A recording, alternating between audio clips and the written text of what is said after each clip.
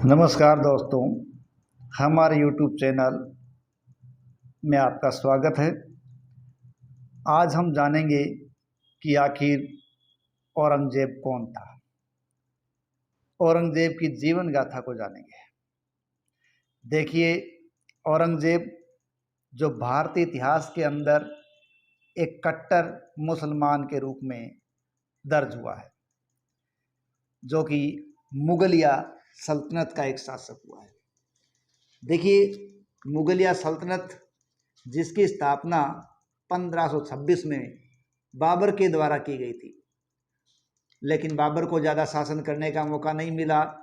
4 वर्ष के इस भारत के कार्यकाल के दौरान उसकी मृत्यु हो गई और उसके बाद उसका बेटा हुमायूं शासक बना। वो भी दर बदर की ठोकरें खाता रहा, लेकिन उसके बाद भारत की सत्ता हाथ में आई मुग़ल शासक अकबर के हाथों में। अकबर ने 1556 से 1605 ईस्वी तक राज किया और एक सहिष्णुता की नीति का सहारा लिया और हिंदू मुस्लिम एकता की ओर उसने ध्यान दिया और राजपूतों से अनेक प्रकार के वैवाहिक संबंधों को भी उसने स्थापित किया।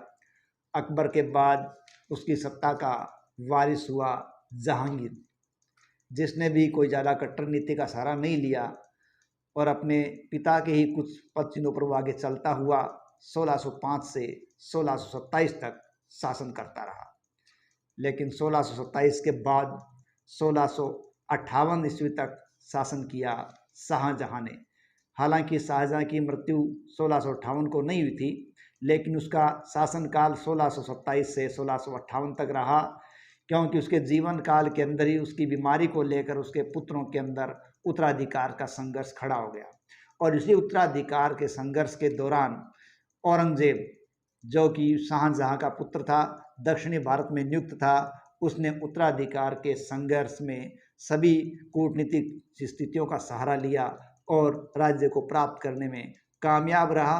और राज्य को कामयाब रहा वो बात अलग है, साथ ही साथ उसने अपने भाइयों को रास्ते से हटा दिया, मरवा दिया, ने अपने पिता को भी जेल में बंद करवा दिया और उसको नज़रबंद करके दुर्ग में कैद रखा, कैद में डाल दिया और वो कैद में रहता रहता ही वो अपने जीवन लीला को समाप्त कर गया। तो इस प्रकार अपने पिता को जिसने अपने जीवन काल के अंदर ही कैद में डाल दिया और जिसने 2 बार अपना राज्याभिषेक करवाया। ध्यान रखिए, इस दौरान मुगलों के अंदर उत्तराधिकार के कोई निश्चित नियम नहीं थे। ऐसा नहीं था कि बड़ा पुत्र ही गद्दी का वारिस बनेगा।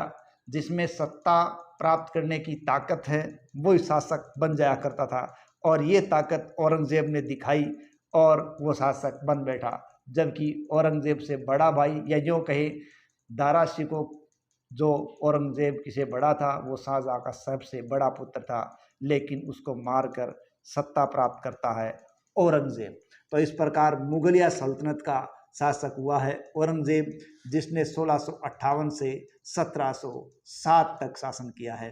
ऐसा क्या है कि औरंगजेब को एक मुगलों के अंदर अलग शासक के रूप में देखा जाता है और उसकी कट्टर नीतियों के कारण उसको इतिहास में अलग ही स्थान प्राप्त हुआ है।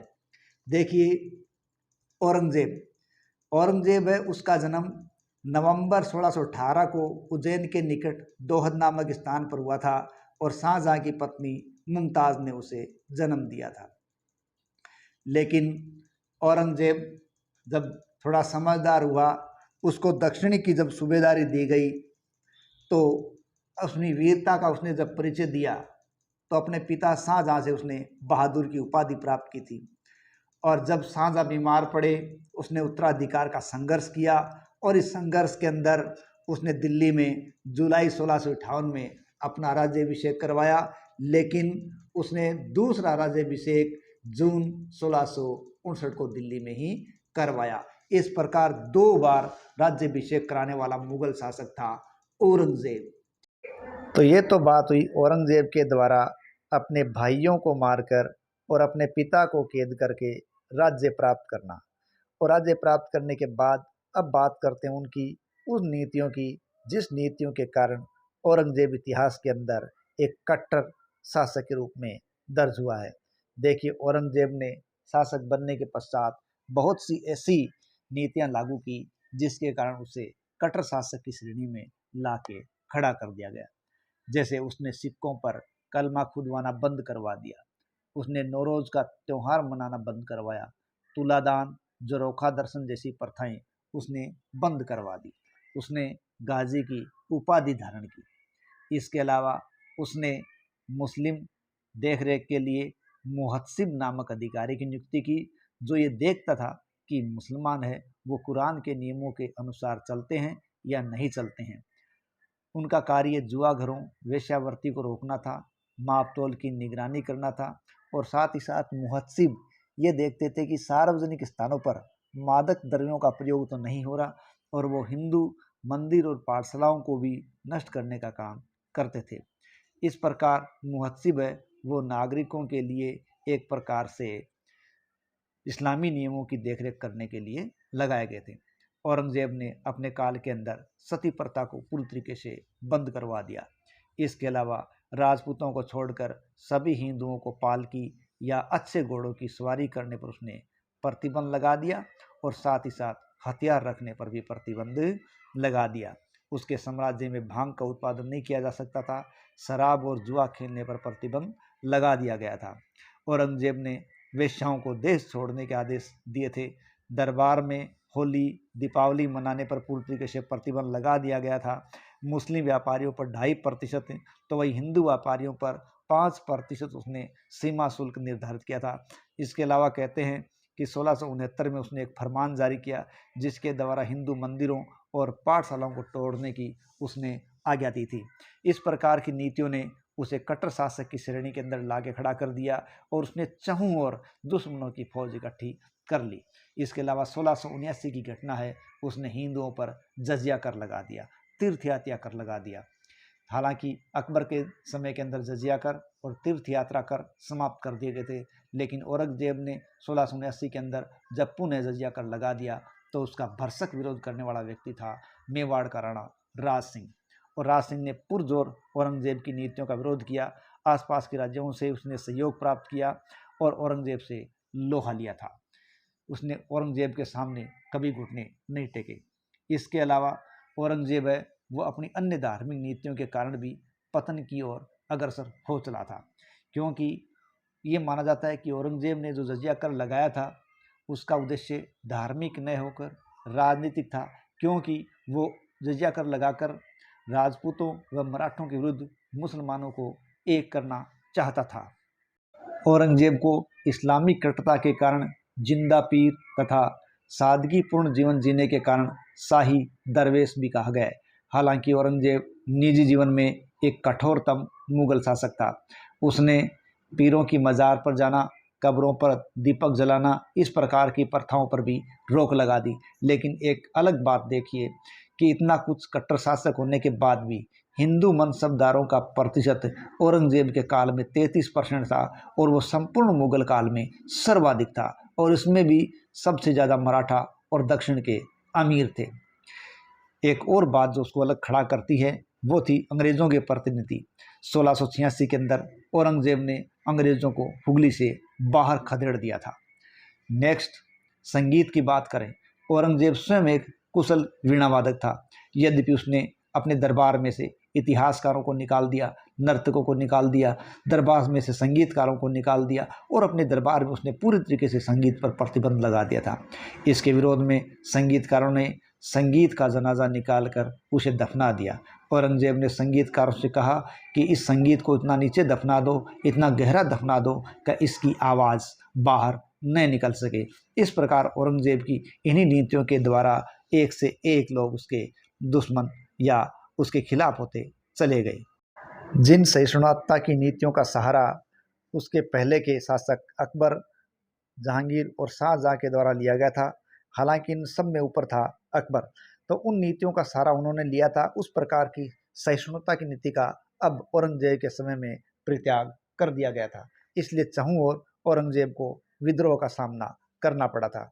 हालांकि पीछे के शासकों के साथ राजपूतों की जो संबंध है वो काफ़ी अच्छे थे, लेकिन इस समय औरंगजेब के काल में राजपूतों के साथ भी संबंध कटु हुए थे। जैसे कि हम देख चुके हैं कि जब उसने जजिया कर लगाया तो मेवाड़ के राणा राज सिंह ने प्रचुर विरोध किया था, भरपूर विरोध किया था और लगातार संघर्ष की नीति अपनाई थी। इसके अलावा जब जमरूद अफगानिस्तान के अंदर मारवाड़ के शासक जसवंत सिंह की मृत्यु हो गई, उस समय उनकी 2 पत्नियां गर्भवती थी, कोई पुत्र नहीं था। लेकिन उन्हीं गर्भवती पत्नियों में से एक ने जब अजीत सिंह को जन्म दिया तो अजीत सिंह को औरंगजेब ने उनको मारने का प्रयास किया, लेकिन मारवाड़ के राठौड़ दुर्गादास ने अजीत सिंह की सहायता की और उसको बचाया।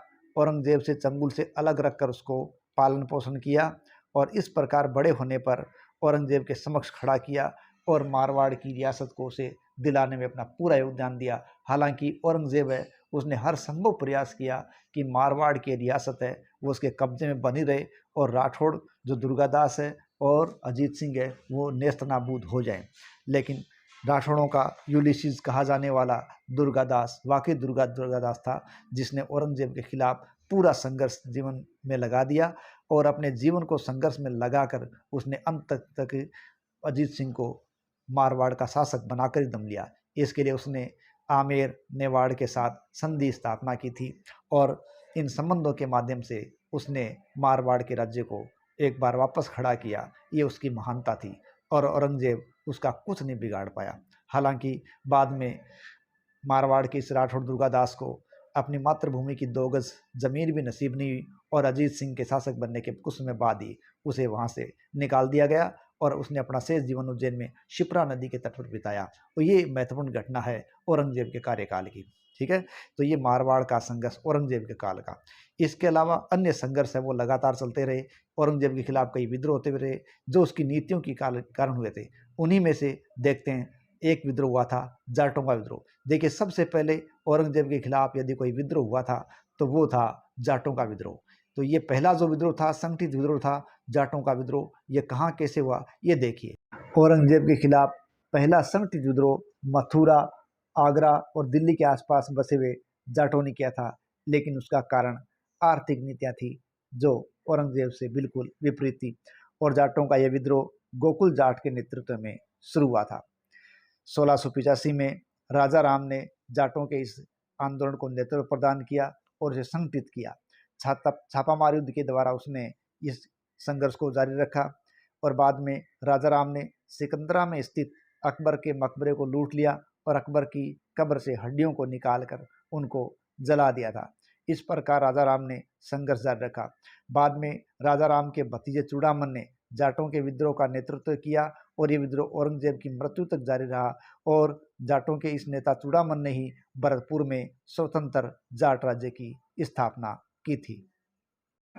जाटों के इस विद्रोह के बाद 1672 में सतनामियों का विद्रोह हुआ। ये सतनामी नारनौल हरियाणा नामक स्थान पर वीर भान के नेतृत्व में सतनामी किसानों और मुगलों के बीच ये सतनामियों का संघर्ष था। देखिए, सतनामी वैरागियों का एक धार्मिक पंथ था जिसकी स्थापना 1657 में नारनौल में ही हुई थी। सतनामी अधिकतर किसान, मजदूर, दस्तकार और नीची जाति के थे और बालों को मुंडाकर रखने के कारण इनको मुंडिया कहा जाता था। सतनामी विद्रोह की शुरुआत एक सतनामी और मुगल सैनिक के बीच झगड़े के कारण हुई, जो बाद में एक बड़े विद्रोह के रूप में बदल गई और ये विद्रोह औरंगजेब को बड़ा सकाने वाला साबित हुआ। इस प्रकार औरंगजेब के काल में पहले जाटों का विद्रोह हुआ, उसके बाद उसे सतनामियों के विद्रोह का सामना करना पड़ा था। इसके अलावा अफगानियों, बुंदेला और सामना करना पड़ा और तो और उसे अपने खुद के बेटे अकबर शहजादे का भी विद्रोह का सामना करना पड़ा। मारवाड़ के वीर दुर्गादास ने मेवाड़ और मारवाड़ को एक किया और उनके सहयोग से औरंगजेब के पुत्र शहजादा अकबर को अपनी तरफ मिलाया और उसे राजा बनाने का आश्वासन दिया और उसे औरंगजेब के खिलाफ ही खड़ा किया। और अकबर जो कि औरंगजेब का पुत्र था उसने अपने आप को राजा घोषित कर दिया, लेकिन औरंगजेब उस पर भारी पड़ा और उसे भागना पड़ा। अकबर भागकर दक्षिण में संभाजी की शरण में गया, लेकिन अंत में उसे फारस भागना पड़ा और कहते हैं 1707 में 1706 में उसकी मृत्यु होगी। कुछ के अनुसार उसका बाद में पता नहीं चला। इस प्रकार एक से बढ़ के एक विद्रोह औरंगजेब के काल में होते रहे। और सबसे महत्वपूर्ण विद्रोह के अंदर देखें तो सिखों का विद्रोह औरंगजेब के लिए और ही मुश्किल वाला था। सिखों ने औरंगजेब के खिलाफ सबसे अंत में विद्रोह किया था। सिख विद्रोह औरंगजेब के काल में एकमात्र विद्रोह था जिसका मुख्य कारण धार्मिक नीति था। औरंगजेब ने 1675 में नवे सिख गुरु तेग बहादुर को केवल इसलिए मृत्युदंड दे दिया कि उसने औरंगजेब की धार्मिक नीतियों का विरोध कर दिया था। इसके बाद सिख विद्रोह शुरू हुआ। जहां दिल्ली में गुरु तेग बहादुर को मृत्युदंड दिया गया, वहां गुरुद्वारा शीशगंज आज भी बना हुआ है। गुरु गोविंद सिंह ने सिख विद्रोह जारी रखा तथा मखोवल के पास आनंदपुर में अपना मुख्यालय बनाया। उसने सिखों को सैनिक संप्रदाय में बदल दिया और उसका नाम रखा खालसा। और खालसा पंथ की स्थापना इस प्रकार 1699 में हुई और उसने औरंगजेब के संघर्षमय जीवन को और भी मुश्किल बना दिया। अब बात करते हैं औरंगजेब और दक्षिण। देखिए, औरंगजेब जब राजा नहीं था तो वो 1636 से 1644 तक 8 साल तक दक्षिण का सूबेदार रहा था और औरंगाबाद दक्षिण सूबे की मुगलों की राजधानी थी। इसलिए औरंगजेब को दक्षिण की स्थिति का अच्छा ज्ञान था क्योंकि वो 8 साल वहाँ बिता चुका था। लेकिन दक्षिण के अंदर स्वतंत्र राज्यों को वो स्वीकार नहीं कर सकता था। इसलिए उसने बीजापुर और गोलकुंडा के अस्तित्व को ही समाप्त कर दिया और 1686 के अंदर उसने बीजापुर और 1686 के अंदर गोलकुंडा को मुगल साम्राज्य में मिला लिया। इस प्रकार उसने दक्षिणी भारत के अंदर विजय का अभियान शुरू किया, लेकिन वो इस विजय अभियान में एक के बाद एक उलझता चला गया और वो कभी इस क्षेत्र से बाहर नहीं निकल पाया। क्योंकि दक्षिणी भारत है वो मराठों का भी एक प्रकार से गढ़ था। मराठों को अहमदनगर, बीजापुर व गोलकुंडा के शासकों ने अपनी सेना में भर्ती किया था और इस प्रकार मराठे हैं वो सारी रणनीति जान चुके थे। साथ ही साथ मराठे वो दक्षिण के थे और छापामार गुरिल्ला युद्ध पद्धति के पारंगत थे। और मराठों के अंदर जो सशक्त शासक उभर के सामने आया वो था मराठा शासक शिवाजी, जिसने मुगलों को या यूँ कहे औरंगजेब को लगातार छकाए रखा और एक के बाद उसके कई क्षेत्रों पर कब्जा किया। उसकी सेना को, उसके अधिकारियों को उसने कई बार परेशान किया। ऐसी स्थिति के अंदर आमेर के मिर्जा राजा जय सिंह को औरंगजेब ने 1665 में शिवाजी का दमन करने के लिए भेजा। जय सिंह ने शिवाजी को 22 जून 1665 को पुरंदर की संधि करने के लिए तैयार किया। फ्रांसीसी डॉक्टर बर्नियर है वो इस संधि के समय तैयार था या मौजूद था।